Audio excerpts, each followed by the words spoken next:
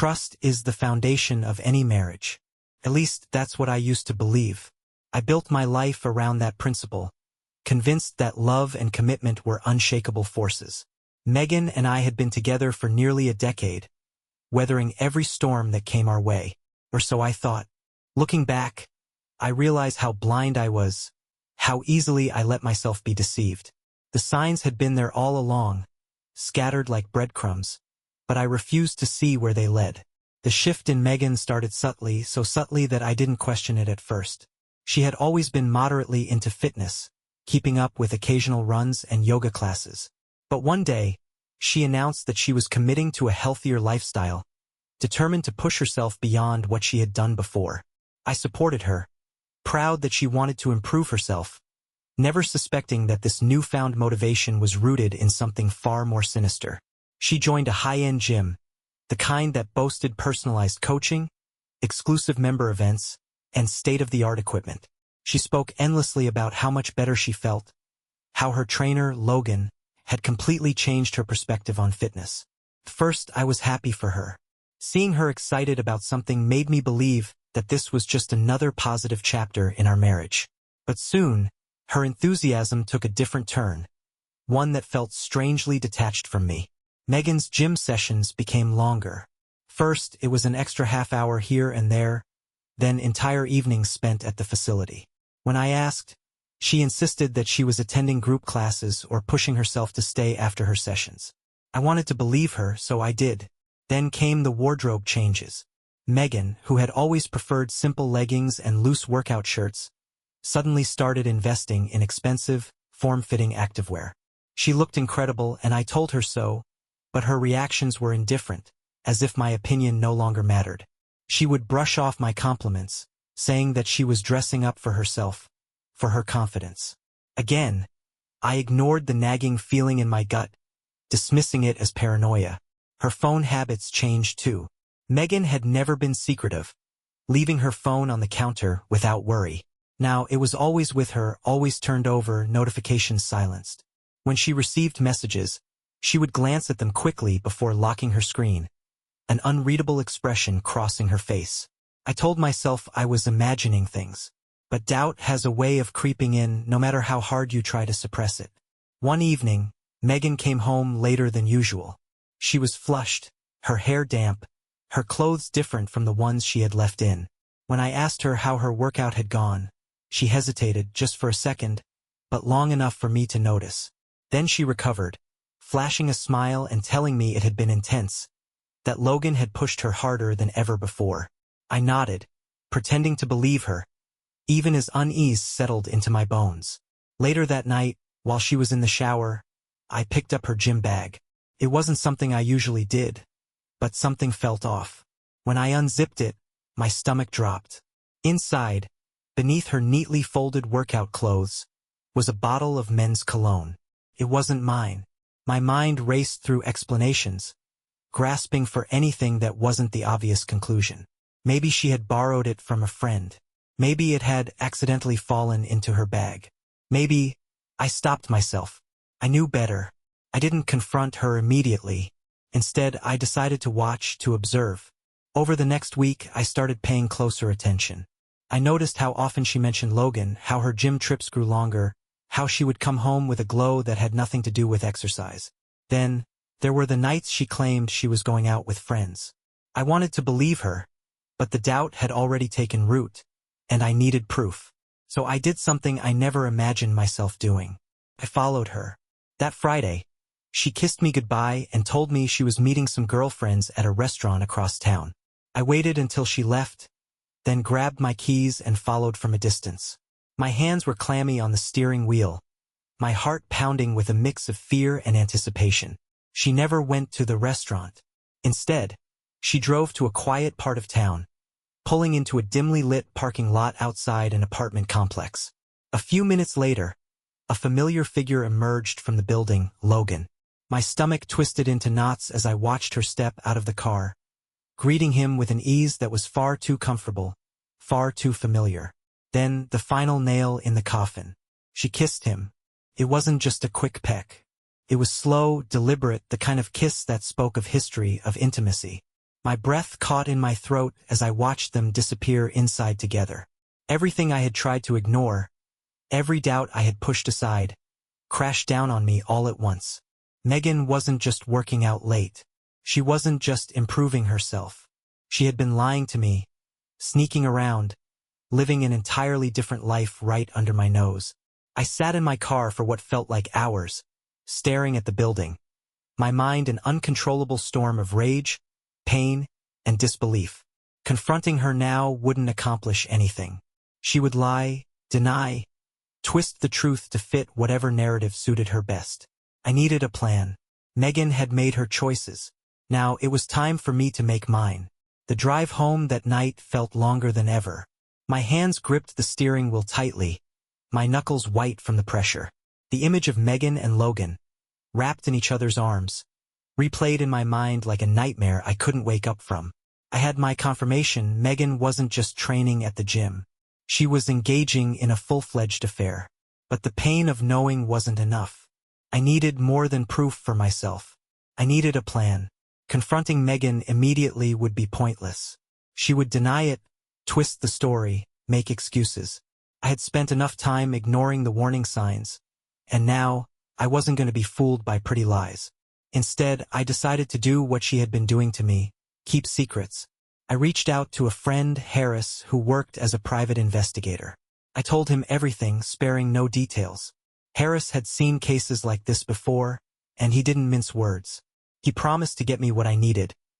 Timestamps, photos, a clear-cut narrative that Megan couldn't wiggle her way out of. It felt dirty, hiring someone to spy on my own wife, but after what I had seen, my conscience was numb. Meanwhile, I played my part. I pretended nothing had changed, continued our daily conversations as if I hadn't witnessed her betrayal. Megan seemed relieved that I hadn't questioned her about her night out with friends, and that relief made her sloppy. She grew bolder, texting more frequently when she thought I wasn't looking, disappearing for longer hours without offering explanations. She had no idea she was digging her own grave. Harris worked fast. Within days, he had photos of Megan and Logan meeting in various places. A different gym outside of town, a bar where they sat too close, laughing and leaning into each other, and, most damning of all, a hotel. That was the final nail in the coffin. This wasn't some innocent flirtation or emotional affair. They were physically involved. The most painful part? Megan had made me complicit in my own betrayal. Every time I reassured myself that she was just working out, every time I convinced myself that I was being paranoid, those were the moments she had been with him. I decided that if Megan wanted to live in a fantasy where she could have both me and Logan, I would give her one last opportunity to lie to my face before tearing her world apart. That Friday night, Megan came home late, her hair damp from a supposed shower at the gym. She smelled different, cleaner, but not like the usual soap she used at home. I watched her as she kissed me on the cheek, feeling nothing but disgust. Casually, I asked how her workout had been. Her response was smooth, too smooth. She said it had been tough, that Logan had pushed her harder than ever. She talked about new exercises, about how exhausted she was, never realizing that I already knew exactly where she had been. I nodded along, playing the role of the clueless husband. Inside, I was already preparing my next move. The following morning, I sent Megan a text, telling her I had a work emergency and would be gone for the entire day. She barely looked up from her phone when I left, already absorbed in her own world. What she didn't know was that I hadn't gone anywhere. Instead, I parked my car a block away and waited. As expected, she left the house an hour later, dressed far too nicely for a gym session. I followed at a distance, watching as she drove straight to the hotel where she and Logan had been meeting. I clenched the steering wheel, my pulse pounding in my ears. I could have stormed in right then, but I wanted the full picture. After waiting for her to enter the room, I called the hotel. Posing as a concerned spouse, I asked if my wife had checked in under her usual name. The receptionist, sympathetic to my supposed worry, confirmed that she had, and that she wasn't alone. That was all I needed. I went home and started making preparations. I copied every piece of evidence Harris had gathered onto a flash drive. I contacted a lawyer and began discussing my options. Megan thought she was living two lives, but she had no idea that one of them was about to collapse. She came home that evening, glowing, happy. If I hadn't known better, I would have believed she had just had the best day of her life. She kissed me, asked me about my work emergency, and settled onto the couch like nothing was wrong.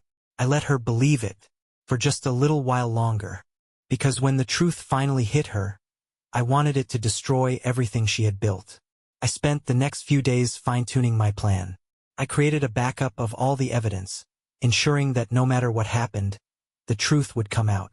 I began subtly dropping hints in conversations, small questions meant to see how easily Megan would continue to lie.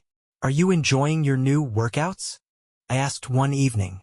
She smiled, nodding, going into detail about a routine that I knew for a fact she hadn't done. Every time she lied, it made me stronger. I wasn't the fool anymore. Then there was Logan. He wasn't just some random guy, he was a trainer with a reputation. A reputation I fully intended to ruin. With Harris's help, I found out more about him.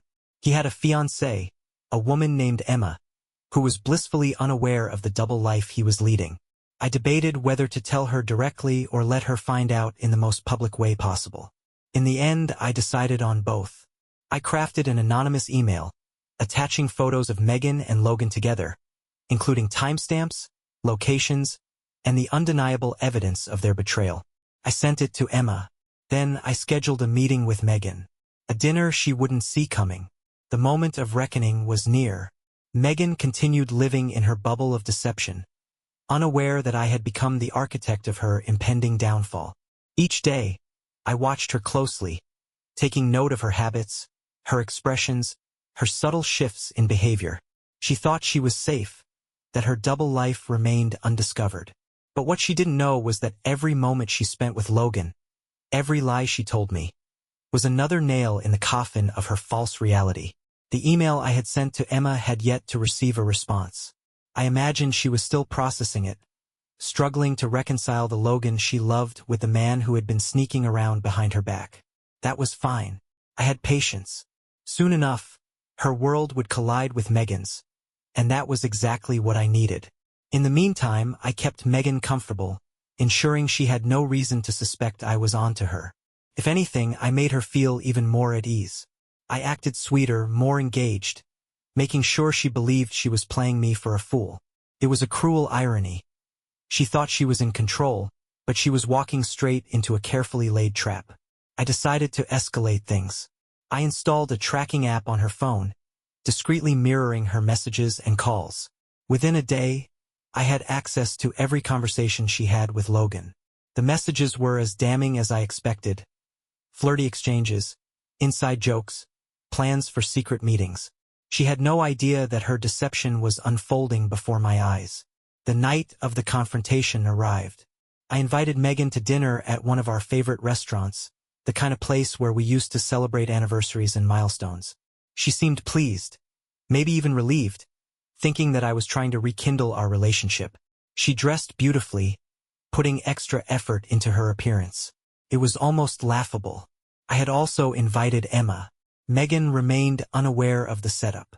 She sat across from me, enjoying the evening, unaware that her world was moments away from shattering. Halfway through dinner, Emma arrived, her expression unreadable but filled with purpose. Megan's confusion was immediate, uncertainty clouding her features as she tried to process the unexpected situation. Emma sat down, her demeanor cold and composed. The conversation quickly shifted, and the truth unfolded before Megan's eyes. Evidence was presented: Harris's photos, timestamps, hotel visits, and text exchanges. Emma contributed her own findings, confirming Logan's pattern of deceit. Megan's complexion paled, her hands trembling under the weight of undeniable proof. Megan attempted to explain herself, reaching out as if physical closeness could undo months of deception. There was nothing left to salvage. She had spent months crafting lies, and now they collapsed around her. Logan had led both women on, ensuring each felt special while living his double life. Emma, already prepared, sent a message to Logan, instructing him to meet her outside the restaurant. Unaware of the ambush awaiting him, Logan arrived, his usual confidence fading as soon as he recognized the scene before him. His eyes darted between Emma and Megan, the realization of exposure dawning on him. Emma wasted no time confronting him, presenting the evidence directly. The betrayal was undeniable. Logan attempted to rationalize, to salvage what he could, but there was no room for manipulation. His words carried no weight against the truth laid bare before him. Megan, searching for reassurance, received none. Logan avoided her gaze, shifting into self-preservation mode. Emma revealed Logan's previous claims that Megan had been nothing more than a distraction, a temporary escape. Megan recoiled at the revelation, realizing she had been just another name in Logan's list of conquests. The weight of her choices settled in, leaving her silent. Emma left without another word, severing all ties with Logan. Logan followed, attempting damage control, but his pleas went unanswered. Megan remained seated, her expression hollow, as she absorbed the full extent of her mistake. I stood, knowing there was nothing more to say. Megan's deception had unraveled entirely, leaving her alone with the consequences. Without a word, I walked away, leaving her to sit in the mess she had created. I spent the night at a hotel, finalizing the last stages of the divorce paperwork. Megan called repeatedly, but I ignored every attempt. She had made her choices, and now she would live with the repercussions. The news of her betrayal spread quickly within our social circles. People pieced the story together, and Megan found herself ostracized, abandoned by those who once admired her. Logan, too, faced the fallout. Emma ended their relationship, and his career as a respected trainer suffered after rumors of his affairs spread. For the first time in months, I felt free. The weight that had been pressing on my chest was gone, replaced by something I had almost forgotten existed: peace.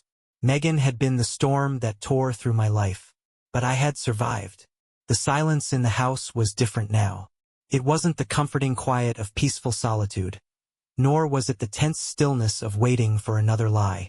It was empty. Megan was gone, and so was the false reality I had unknowingly lived in for months. Her belongings had vanished from the closet. Her scent no longer lingered in the air, and for the first time in a long while, I could breathe. The fallout of the confrontation spread quickly. Mutual friends distanced themselves from Megan, unwilling to be associated with the scandal. Some expressed disbelief at how far she had fallen, while others admitted they had suspected something but never had the proof to confirm it. Her job became another casualty of her actions. The fitness community, which once praised her dedication, now viewed her as someone who had blurred the lines between professionalism and recklessness. The trainer she had risked everything for, Logan, found himself in an equally precarious situation. Clients withdrew their memberships, unwilling to trust a man whose personal life had become public disgrace. Emma, despite her own heartbreak, handled the situation with a calculated coldness. She ensured Logan's career suffered, spreading the truth in ways that left no room for doubt. His reputation, once built on trust and discipline, crumbled beneath the weight of his own mistakes. Megan, too, attempted to salvage what remained of her life, but the damage was irreversible. The whispers followed her wherever she went, and the support she had once taken for granted was gone. In the weeks that followed, she reached out to me multiple times, leaving messages I refused to answer. She tried different approaches: apologies filled with regret, justifications laced with desperation, pleas for forgiveness that felt hollow. I deleted them all without hesitation. Megan's words no longer had power over me. She had made her choices, and now she had to live with them. I spent the following weeks rediscovering myself. The time I had once spent agonizing over Megan's deception was now dedicated to healing. Old friends I had lost touch with welcomed me back, understanding the burden I had carried. They didn't press for details, allowing me to process everything in my own time. I took up new activities, filling my days with experiences that reminded me of who I was before Megan's betrayal overshadowed everything. The house, once a place of memories both good and bad, needed a transformation. I repainted the walls, changed the furniture, and removed anything that reminded me of what had been lost. It was no longer a shared space tainted by dishonesty but a sanctuary that belonged solely to me. Each change was a step toward reclaiming my life, and with every adjustment, the weight on my chest grew lighter. In an attempt to reclaim a sense of normalcy, I began focusing on work with renewed energy. The distractions helped, filling the void Megan had left behind. The productivity was rewarding, a reminder that I still had control over my own destiny. I poured my efforts into projects I had once set aside, reigniting the passion I had lost in the midst of the chaos. One evening, as I settled into the new routine I had created, my phone buzzed with an unfamiliar number. The message was brief yet unmistakable. Megan wanted to talk. She claimed she needed closure, that she wanted to explain herself. The old me, the man who once believed in the strength of our bond, might have considered it. But the person I had become knew better. Some things did not deserve closure, and some actions could never be undone. The message sat unread for hours before I finally deleted it. Whatever explanations she had were for herself, not for me. There was no need to reopen wounds that were already healing. The weeks turned into months, and Megan faded into the background of my past.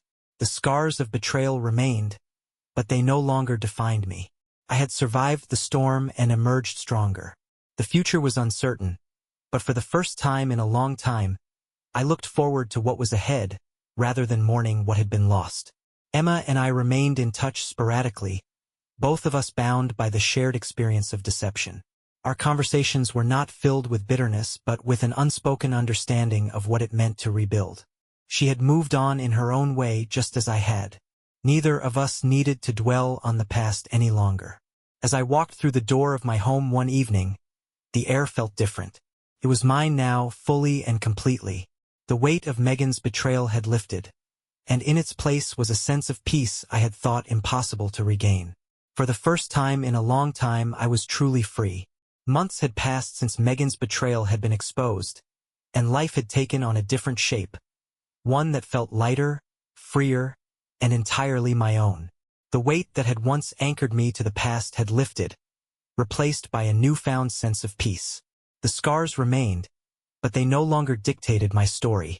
Instead, they served as a reminder of what I had endured and what I had overcome. Living alone had once seemed daunting, but now it had become a source of pride. The silence that once reminded me of loss had transformed into a sanctuary of peace. The home I had once shared with Megan no longer bore traces of our past. The walls had been repainted, the furniture replaced, the lingering scent of her perfume long gone. Every change reinforced the truth. I was no longer defined by what she had done to me. My routine no longer revolved around suspicion, nor did I spend my evenings dissecting the past, searching for missed warning signs. Instead, I poured my energy into rediscovering the things that made me feel alive. Work became more than just a distraction. It became a source of fulfillment. Projects that had once seemed mundane now held purpose. My career, once overshadowed by personal turmoil, flourished in ways I hadn't anticipated. Beyond work, I reconnected with friends who had once been an integral part of my life. I had isolated myself during the worst of Megan's betrayal, but they had never abandoned me. Their support had been unwavering, even when I hadn't been ready to accept it. Now, I welcomed their presence, finding joy in simple moments. Conversations over dinner, weekend trips, laughter that no longer felt forced. One evening, while out with friends at a local restaurant, I crossed paths with Emma. We had exchanged a few messages in the aftermath of our shared betrayal, but time had naturally created distance between us. Standing there, months removed from the chaos, we were no longer two people bound by mutual heartbreak. We were simply two individuals who had survived something painful and come out the other side. The conversation flowed effortlessly, untouched by bitterness or regret. Emma had moved on, much like I had, carving out a life separate from Logan's deception. She spoke of new beginnings, of lessons learned, and for the first time in a long while, I saw my own experiences mirrored in someone else. We didn't dwell on the past. Instead, we acknowledged it for what it was, a chapter that had ended. When the night came to an end, there was no expectation of rekindling something deeper. There was no need. We had both found closure in our own ways, and that was enough. Despite everything, Megan was never far from the periphery of my world. She had attempted to reach out multiple times, through messages, emails, even an unexpected visit to my office, but I had refused every attempt at contact. Eventually, she stopped trying, or so I had thought. One afternoon, I arrived home to find a letter waiting in my mailbox. The envelope was unmarked, the handwriting instantly recognizable. For a moment, I considered discarding it unread. Megan's words no longer carried weight, and whatever she had to say was inconsequential. But curiosity got the better of me. The letter was long, filled with carefully chosen words that spoke of regret, of mistakes made, of the loneliness she now faced. She claimed to have lost everything: her job, her friendships, her reputation. She wrote of sleepless nights, of remorse, of a desire for forgiveness. But beneath the apologies, there was something else. An undercurrent of self-pity, an attempt to paint herself as a victim of circumstances she had created. She didn't ask for reconciliation. Instead, she asked for acknowledgement. She wanted to know that I had read her words, that I had understood her pain. I folded the letter and placed it back in the envelope, then tossed it into the trash. Closure wasn't something she could give me. I had already found it on my own. Megan's betrayal had once felt like an insurmountable tragedy, but now, it was nothing more than a distant memory. The anger, the heartbreak, the overwhelming sense of loss, all of it had faded. In its place was something I never thought I would feel again: peace. The future stretched before me, unwritten and full of possibility. For the first time in a long while, I wasn't defined by the past. I wasn't waiting for the next lie, the next disappointment. I was free. As I stood on the balcony of my home, watching the city lights flicker in the distance, I took a deep breath. The air felt different, lighter. The weight of what had been was gone, replaced by the certainty of what lay ahead. Megan's choices had shaped her fate, but mine had redefined me. And as I stepped forward into the unknown, I knew one thing for certain: this was only the beginning.